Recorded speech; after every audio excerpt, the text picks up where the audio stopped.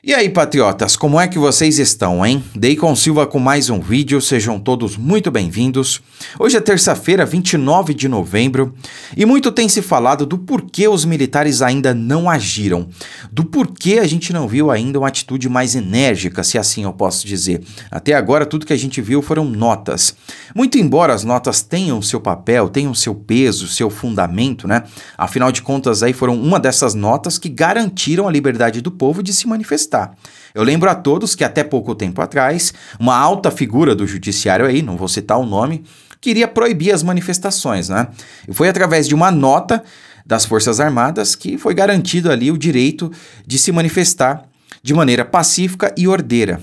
Só que esse povo que está nas ruas há quase um mês, debaixo de chuva, sol, se alimentando mal, dormindo mal, na frente dos quartéis, no Brasil todo, gostaria realmente de um desdobramento, né?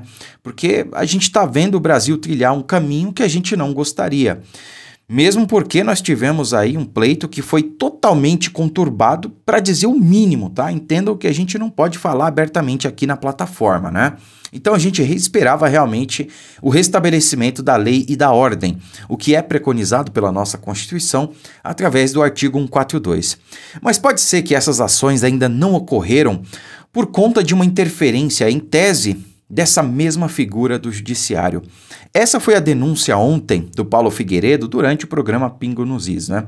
Então eu separei o trechinho aqui, eu vou colocar para vocês. Eu gostaria que vocês prestassem muita atenção, porque essa é uma verdadeira bomba, meus amigos. Nós sabemos aí que essa informação pode ser ou não verdadeira, né? Mas vem ali de uma fonte quente, né? As fontes do Paulo Figueiredo já acertaram antes e pode ser que elas acertem dessa vez também, tá? Eu vou colocar aqui só o áudio para vocês, porque talvez pelo vídeo de direitos autorais e tudo mais a gente tenha problema. Então, para não ocorrer esse tipo de coisa, eu vou colocar o áudio, tá? Prestem muita atenção, pessoal, porque isso realmente é muito grave se for verdadeiro, hein? Olha só. Inclusive, fiz uma chamada durante o programa 3 em 1, dizendo que você tem informações de bastidores, tem novidades, inclusive nós temos informações preliminares que indicam que amanhã terá uma reunião com o alto comando do Exército. Daí eu te pergunto, essa carta divulgada no sábado por militares da reserva e as manifestações que acontecem em todo o Brasil, provavelmente estarão em pauta, né? Bem-vindo. Obrigado, Daniel. Bom, boa tarde aos meus colegas, boa tarde a você que está em casa nos acompanhando nesses momentos tão tensos, históricos de Brasil que nós vivemos, né? Uma crise institucional, segundo a carta dos militares da reserva. Essa carta que os oficiais de reserva divulgaram, ela foi noticiada em alguns sites de forma equivocada como sendo uma carta do alto comando. Não era, né? Era uma carta de oficiais da reserva a oficiais do alto comando. O destinatário da carta e não o remetente era o alto comando. E como o Zé Maria falou bem, muitas vezes os oficiais da reserva, por poderem se manifestar, se manifestam, externam os sentimentos que não podem ser descritos pelos oficiais da ativa. E, portanto, eu apurei sim que esta carta, essa manifestação dos oficiais da reserva será a pauta da reunião do alto comando que começa nesta terça-feira, reunião do alto comando do Exército. Eles discutirão sim isto dentro da pauta dele, porque externa o sentimento de parte da tropa que eles comandam. Muitas vezes o alto comando está lá longe, lá em Brasília, todo mundo, então nos seus respectivos comandos, e muitas vezes não sabem o que está acontecendo, o sentimento de perto da tropa, e essas cartas ajudam. Será a pauta também dessa reunião, isso é importante para as pessoas que estão assistindo em casa, essas manifestações já há mais de 3 semanas, as pessoas ininterruptamente, diariamente nas portas dos quartéis, clamando por socorro. Essas pessoas estão sendo sim ouvidas. Às vezes dá a impressão que não estão, mas estão. E eu apurei que estão. Os militares, eles costumam ser meio surdos quando as disputas são disputas de políticos e tudo mais, mas clamor do povo é algo que eles costumam escutar. É importante. Todas as nossas autoridades devem... Para quem acha que ficar na frente dos quartéis não tá dando resultado, tá aqui, ó. Fonte quente, hein? Escutar os clamores do povo, né? Agora, eu também apurei, em relação a esses clamores populares, que isso que o Zé falou está absolutamente correto. Há articulações em grupos de militares para uma nova manifestação, e essa a ser feita por oficiais da ativa. Da ativa.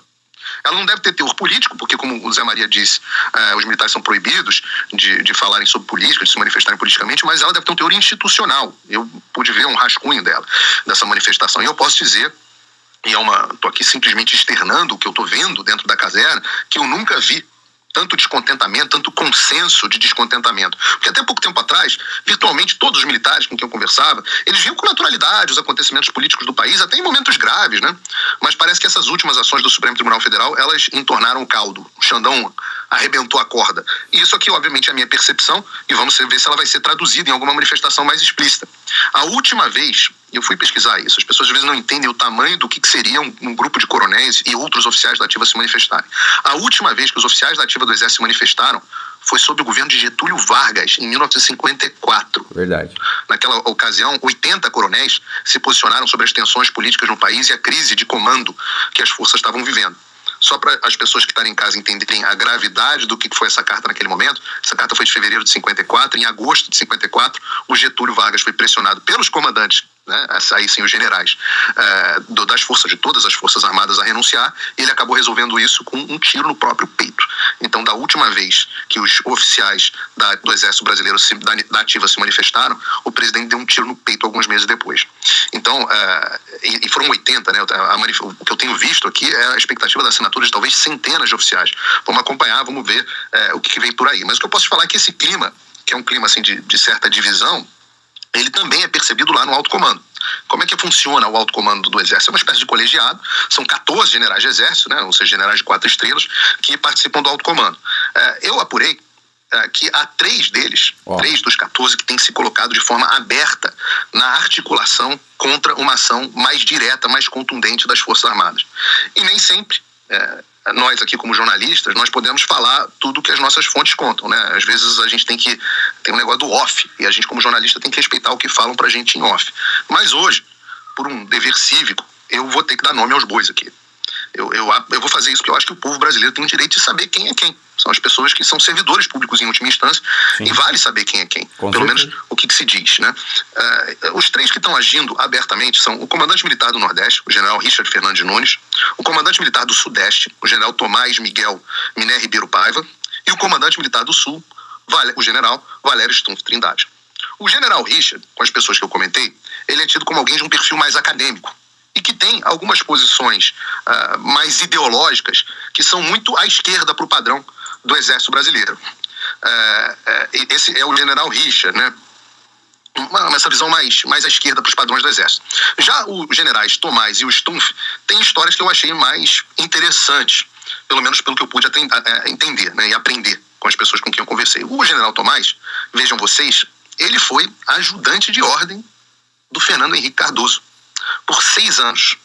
Então, ele foi ajudante de ordem, se não me engano, por 4 anos, saiu, fez ECM, voltou como ajudante de ordem. Então ele é tido como lá dentro do comando, como o que mais entende de política, de articulação e etc. E também é tido como uma pessoa bem mais progressista. Quando ele foi comandante da AMAN, por exemplo, a academia, né, Academia Militar das Agulhas Negras, que forma os oficiais do Exército, muita gente reputa ele uma mudança na formação acadêmica, né, dos nossos militares do Exército, que hoje impactam negativamente a formação deles, umas coisas bastante progressistas para a AMAN. Vejam vocês, né? Transformação do currículo e da formação dos militares, onde foi que vocês já ouviram essa agenda antes. Já o general Stumpf, ele é conhecido em Brasília, e tô falando aqui, não tô cometendo, nesse caso, nenhuma inconfidência, porque é público, todo mundo me fala isso, que ele é muito amigo de infância, né? Colega do Colégio Militar, do ex-advogado-geral da União, do governo Bolsonaro, que é o José Levi Melo do Amaral Júnior. O Zé Levi era tido como alguém muito bem relacionado com o STF do governo Bolsonaro. Ele era fazia uma espécie de meio de campo do STF com o governo Bolsonaro quando ele estava na AGU. Mas diziam que ele trazia para o Palácio, na verdade, a defesa das pautas do STF. Então ele era uma espécie de defensor dos interesses do Supremo Tribunal Federal dentro do governo, assim me contam. E ele saiu do governo Bolsonaro porque não quis se posicionar no Supremo Tribunal Federal contra as medidas restritivas que alguns estados adotaram na Covid. Então esse, José Levi, pasmem, o amigo de infância, colega de colégio militar do general Stumpf, pasmem para vocês saberem qual é a função do José Levi hoje em dia. Pois é, descobri que o José Levi é hoje o secretário-geral da presidência do Tribunal Superior Eleitoral. Quem é o presidente? O Alexandre de Moraes. É isso mesmo que eu estou falando para vocês agora. O secretário executivo do Alexandre de Moraes tem um brother dentro do alto comando do Exército. Será, só será que, desculpa Daniel, mas só será que é por isso que o Alexandre toma as suas decisões com tanta tranquilidade, sabendo que não vai ter reação? Eu não sei, mas eu não consigo deixar de pensar, de fazer essa conjectura, né? A percepção dos militares com quem eu conversei, e estou falando aqui de peixes grandes, é de que esses dois, o general Tomás e o general Stumpf, estão cotadíssimos para disputarem, para ver quem vai assumir o comando do Exército no governo Lula. Olha. O que me leva a mais uma reflexão, né? Será que os nossos bravos comandantes, eu duvido, mas não consigo deixar de pensar, será que os nossos bravos comandantes estariam colocando a sua carreira e os seus interesses pessoais à frente do juramento de defesa à pátria que eles fizeram? Jesus Cristo dizia o seguinte no Evangelho de Mateus: ninguém pode servir a dois senhores, pois odiará a um e amará a outro, ou se dedicará a um e desprezará a outro. Seguimos com a análise e a reflexão de... Bom, meus amigos, isso foi realmente uma bomba. O Paulo Figueiredo ali trouxe coisas que, olha, são até difíceis de acreditar, né? Mas se elas forem verdadeiras, olha, a partir de agora nós podemos aguardar outros desdobramentos, né? Vejam, ele deu nome aos bois. Ele citou ali o comandante militar do Nordeste, do Sudeste, onde, tem muita gente lá na frente do comando militar do Sudeste, né? Isso pode até, enfim, eu passei lá outros dias, cara, tá lotado aquilo lá. Todo santo dia, inclusive, no dia do Jogo do Brasil ontem, o pessoal não sai de lá. Assim como em outros locais aí pelo Brasil, né? E também o comandante do Sul, quer dizer, ele citou nominalmente 3 comandantes. E falou deles, né? Falou da proximidade, inclusive, de um deles, em tese, com Alexandre de Moraes e tal, né? E até levantou a bola, quer dizer, será que o Xandão, ele tá ali tão tranquilo quanto as suas ações e por isso ele continua avançando, porque ele tem certeza de que não vai dar nada, porque ele tem um brother lá dentro do alto comando das Forças Armadas? Será? Ele fez uma pergunta, né? E aí, eu quero que vocês coloquem aí nos comentários a opinião de vocês. E por último, ele jogou a maior bomba de todas, né? Ele vem e me fala, será que esses generais estão colocando a própria carreira, os seus interesses pessoais, acima dos interesses da nação? Porque se for isso mesmo, se eles estiverem aí deixando de fazer alguma ação para o restabelecimento da lei e da ordem, impedindo de alguma maneira isso de acontecer, tudo porque eles vislumbram aí futuramente a possibilidade de serem comandantes do exército, né? Ou seja, como o Paulo Figueiredo falou, colocando os seus interesses, a sua carreira acima dos interesses da nação, acima dos interesses de 220 milhões de brasileiros. Olha, isso é um crime de traição à pátria do mais alto nível, e eu não quero acreditar nisso, né? Mas agora que ele deu nome aos bois, a gente vai ver se essas pessoas serão substituídas ou não, serão isoladas ou não. Vamos ver o que vai acontecer, mas o fato é que realmente ele trouxe ali fatos muito graves e a gente precisa aguardar aonde isso vai nos levar. Curta, comente, compartilhe esse vídeo, fiquem com Deus e até a próxima.